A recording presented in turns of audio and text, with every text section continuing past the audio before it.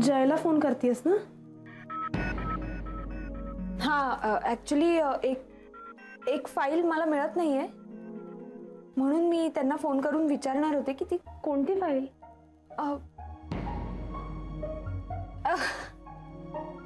आता आठवलं, मी पण ना अगं तिकडेच ठेवली आहे फाईल. घाई डोक्यातून निघून गेलं. अदिती, तू जयला फोन करून विचार ना काय झालं. त्याला जॉब ऑफर झाला का? तुम्ही असं कसं विचारणार? बघ किती वाजलेत, मीटिंग चालू असेल ना आता.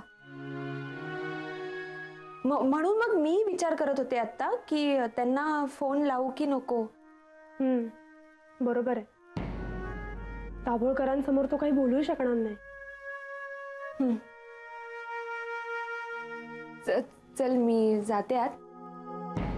ती फाईल काढून ठेवते, परत विसरायचे नाही तर. 1 मिनिट.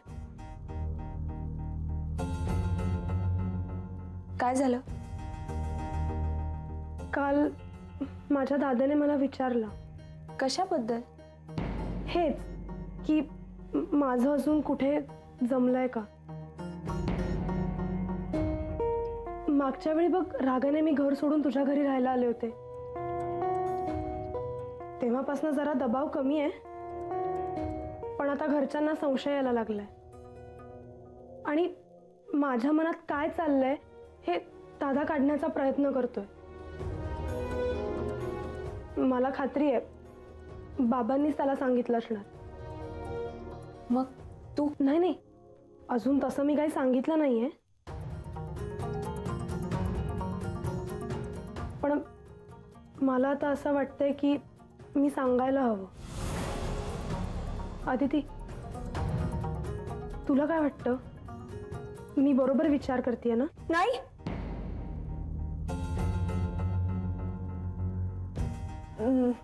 नाही म्हणजे जुई, अगं खूप घाई करतेस तू. जरा जयरामलाही विचार ना. नाही, मी बाबांना काही नाही सांगणार, पण माझ्याकडून मी दादाला तरी सांगते, म्हणजे अंधारात ठेवल्यासारखं काही होणार नाही. आणि दादाही एकदा भेटून घेईल ना जयला. नाही, ते सगळं ठीक आहे,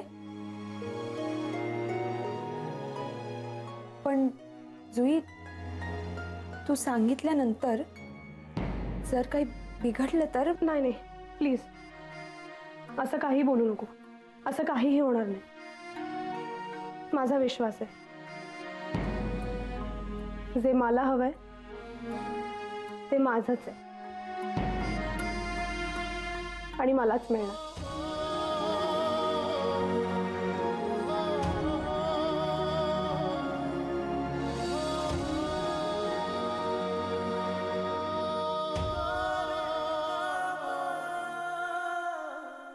हे माझं कार्ड.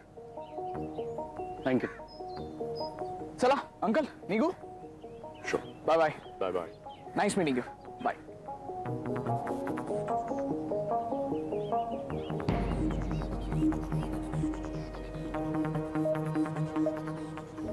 सर, आपण आपल्या एडीएम साठी जर या what do you mean by आपल्या एडीएम साठी? तुझा एडीएमशी काहीही संबंध नाहीये.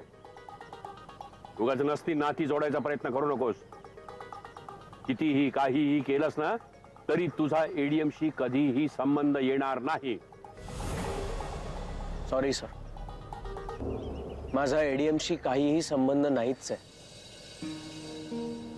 पण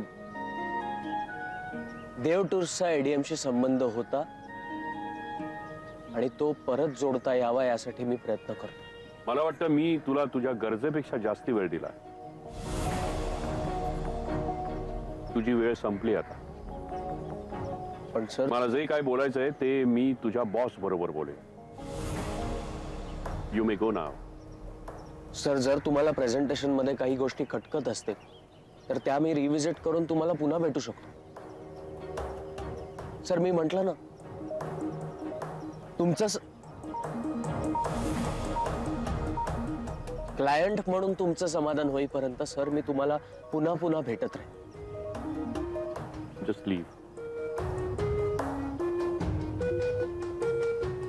thank you for your time sir.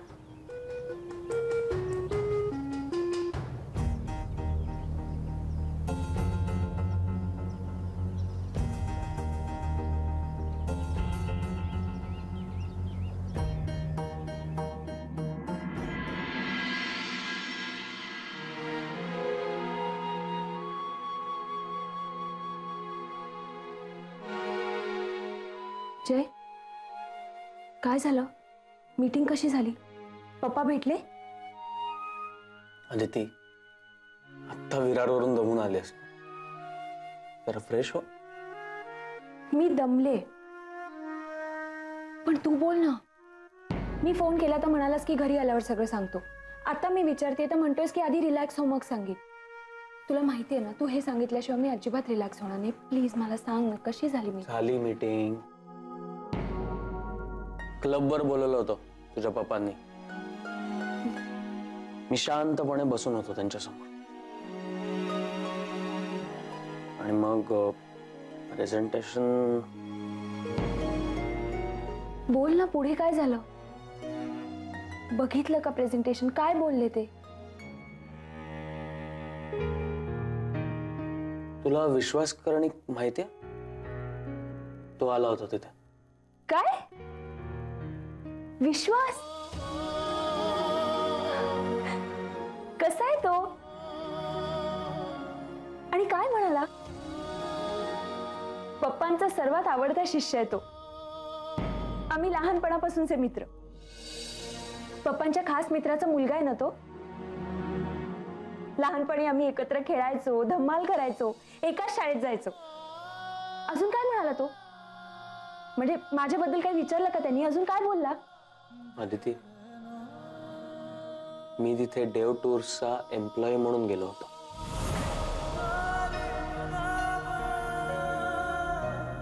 मीटिंगसाठी.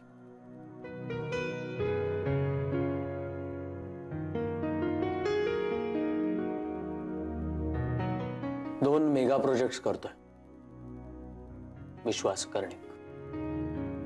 एक महाराष्ट्रात, एक गुजरातमध्ये. टाचणीपासून टॉवेल पर्यंत सगळ्या गोष्टी एकाच ठिकाणी मिळतील अशी प्रोजेक्ट्स. मग तिकडे शाळा, तलाव, देऊळ, जे वाटेल ते, ज्याचा आपण विचार करू शकतो, ते सगळं तिथे एकाच ठिकाणी बांधण्याचा प्लॅनिंग येतच. इनिशियल इन्व्हेस्टमेंट 700 आणि 1000 करोडांपासून सुरुवात होते. आपण एक रकमी 1000-2000 रुपये खर्च करताना किती विचार करतो. मागच्या वेळेस हॉटेलचं बिल पण काकांनी दिलं होतं. जय, तुला त्याच्यासमोर काही बोलले का पप्पा? नाही, त्यांनी फक्त ओळख करून दिली, माझी मलाच. तो विश्वास करणे तुझ्या पप्पांची चॉईस होती ना तुझ्यासाठी.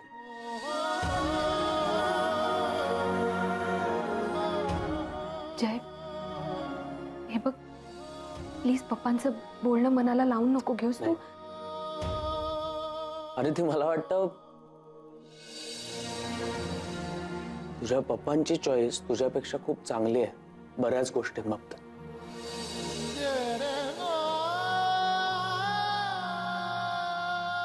त्यांच्या मनात माझ्याबद्दल काय विचार चालू असतो हे कधीच कळत नाही मला.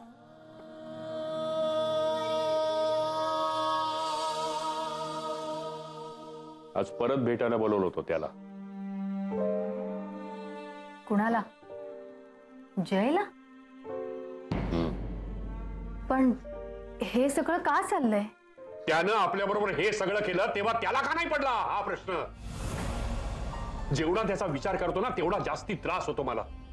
या माणसामुळे मी माझ्या मुलीचं नाव सुद्धा घेत नाही, पण एक बाप म्हणून विसरता येत नाही तिला. आणि मग मला प्रश्न पडतो की मी माझ्या मुलीला असं काय कमी पडू दिलं होतं म्हणून हे सगळं सोडून ती त्या. अहो, तुम्हाला जर ह्या सगळ्याचा इतका त्रास होतो तर मग असं का वागता? नाही, मला माहिती आहे तुम्ही नाती आणि व्यवसाय नेहमीच वेगवेगळी ठेवलेली आहेत. तुम्ही त्यांना कधीच एकत्र नाही केलं. हेच कारण होतं की मी त्याला माझ्या समोर उभा तरी राहू दिला. जर कामाशिवाय तो माझ्या समोर आला असता ना तर तरीही तुम्ही त्याला सारखं सारखं बोलवताय, त्याचा अपमान करताय. सॉरी, पण हा तुमच्या काय प्रोफेशनचा भाग नाहीये. तुमचा पर्सनल राग तुम्ही त्याच्यावरती काढताय. मला खरं सांगा, तुम्हाला जयचं प्रेझेंटेशन खरंच नाही आवडलं? तुम्हाला खरंच असं नाही वाटलं की जयमध्ये काहीतरी स्पार्क आहे? मला माहिती आहे, तुमची नजर कधीच चुकू शकत नाही. तुमचं उत्तर कळलंय मला, पण ते तुम्हाला कळणं जास्त गरजेचं आहे. मला फक्त एकच गोष्ट कळते की माझ्या लेकीसाठी मी केलेला चॉईस जास्ती चांगला होता. तुमच्या चॉईस पेक्षा अदितीचं सुख जास्त महत्वाचं नाहीये का? तुम्हाला आठवतंय, अदिती लहान असताना तुम्ही तिला महागडी इम्पोर्टेड खेळणी आणून द्यायचात, तुमच्या चॉईसने. पण ती बिचारी नेहमीच तिच्या त्या जुन्या भावलीच्या सोबत रमायची. तेव्हा तुम्हाला तिच्या चॉईसचा कधीच नाही राग आला. तुम्ही तिला नेहमी स्वतःची डिसिजन घेऊ दिलीत. मग तिच्या आयुष्यातलं सगळ्यात महत्वाचं तिचं डिसिजन तुम्ही का नाकारताय? ज्यात तिला सुख मिळत असेल, आनंद मिळत असेल तर मला खरं खरं सांगा, तुमच्या चॉईस बरोबर अदिती सुखी राहिली असती?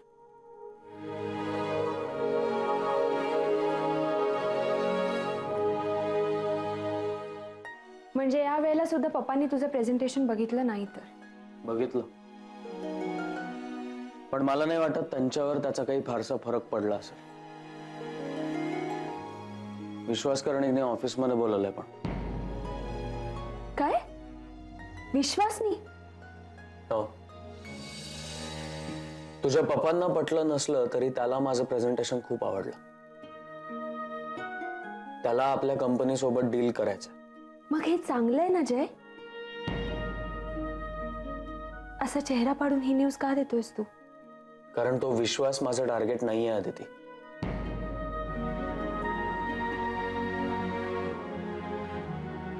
मला तुझ्या पप्पांना जिंकायचं. जय, मी ते प्रेझेंटेशन पाहिलंय आणि अगदी परफेक्ट आहे ते प्रेझेंटेशन. आणि तू म्हणालास की ते विश्वासला आवडलंय. मग याचा अर्थ ते पप्पांनाही आवडलं असणार.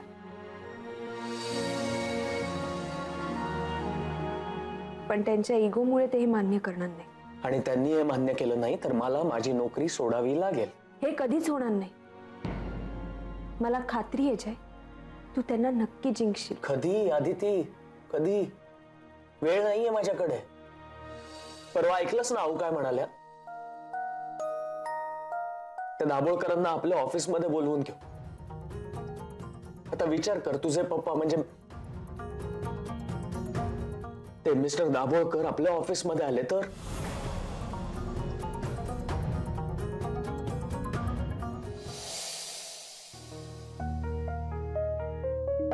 काका येतो आम्ही. काकू येतो आम्ही. अरे घेतलं का सगळं? हो. डबा घेतलात? डबा राहिला. तेच म्हटलं. नाही, तुम्ही इकडे येताना दिसलं नाही आणि ही किचन मधून तिकडे जाताना दिसली नाही. डबा काय आपोआप पिशवी देऊन पडणार आहे काय? डबा घ्या आधी. सॉरी, विसरलेच मी. सॉरी म्हटलं म्हणून काय भूक भागणार आहे काय? जा डबा घ्या. हो, हा. आलेच मी.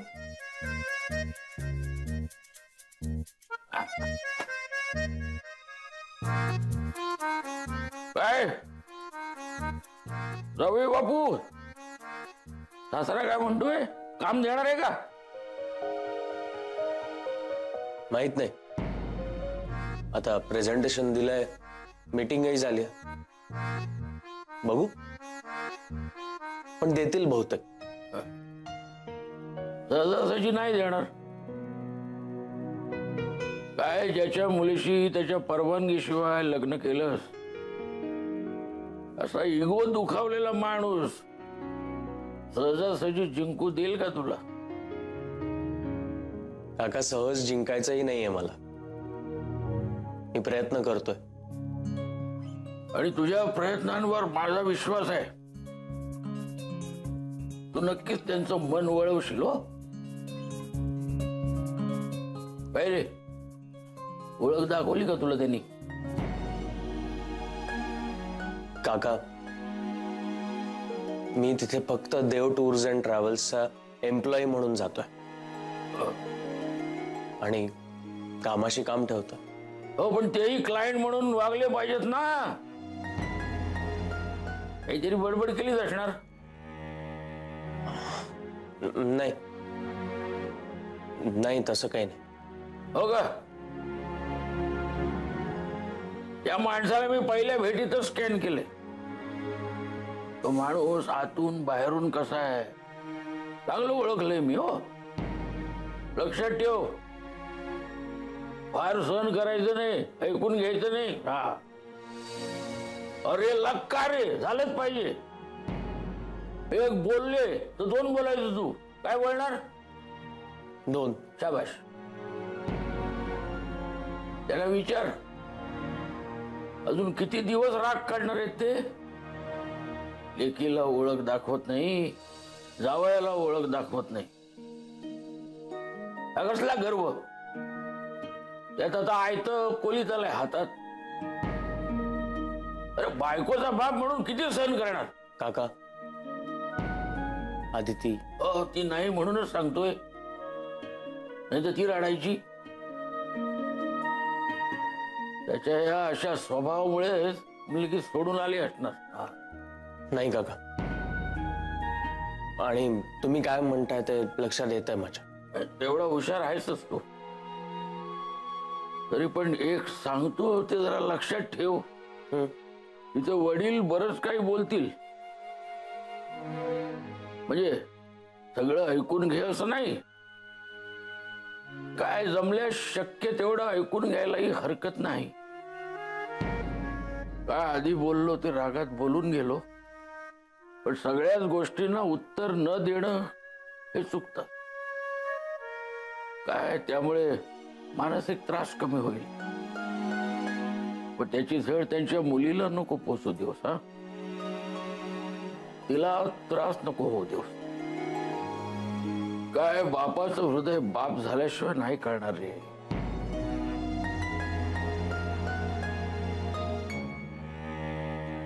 हो काका, मी नक्की लक्षात ठेवेन. जय निघूया. काय डबा बनवायला गेली होतीस की आणायला? ऍक्च्युली काकूंबरोबर जरा बोलत होते मी. बरं झालं.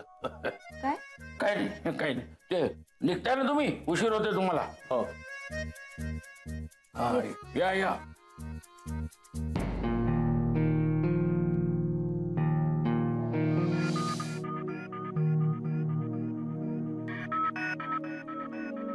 काय जयसाहेब, काल म्हणे तुम्ही एडीएमचा क्लायंट परत मिळवलात? नाही, माझी दुसरी मीटिंग झाली आहे फक्त त्यांच्याबरोबर. प्लॅन रिवर्क करून पुन्हा भेटेन त्यांना, पण मिळेल, अपॉइंटमेंट मिळेल. म्हणजे अजूनही रेड सिग्नलच म्हणायचा. जयराम, तुम्ही टाइमपास करायला जाता का मीटिंगच्या नावाखाली बाहेर पडून वेळ काढता? नाही मग नेक्स्ट मीटिंग, पुन्हा काहीतरी कारण. सगळा टाइमपास आहे हा. नवरे, सगळीच माणसं काम करत नाही त्याचं नाही ना. म्हणजे मी काम करत नाही असं तुम्हाला म्हणायचंय का? नाही नाही नाही नाही, तुम्ही कशाला स्वतःवर ओढवून घेताय उगाच?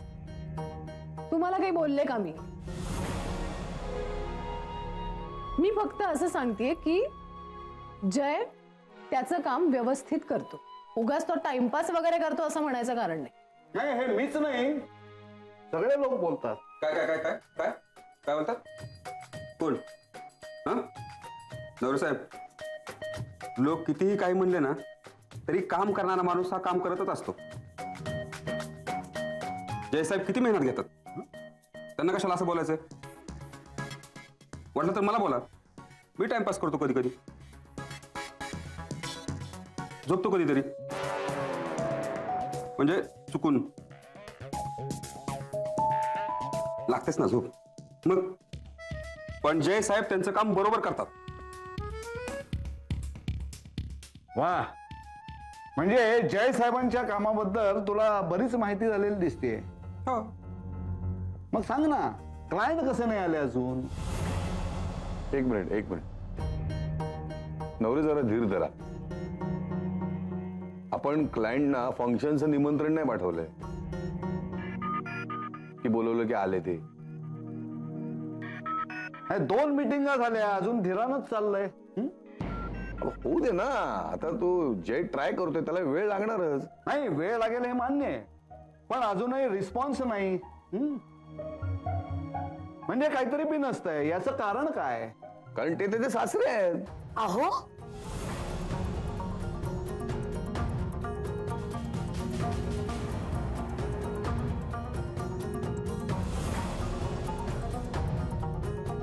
काय म्हणालात? तू बोलू नकोस, तू बोलू नको, अजिबात बोलू नकोस. मला बोलू दे.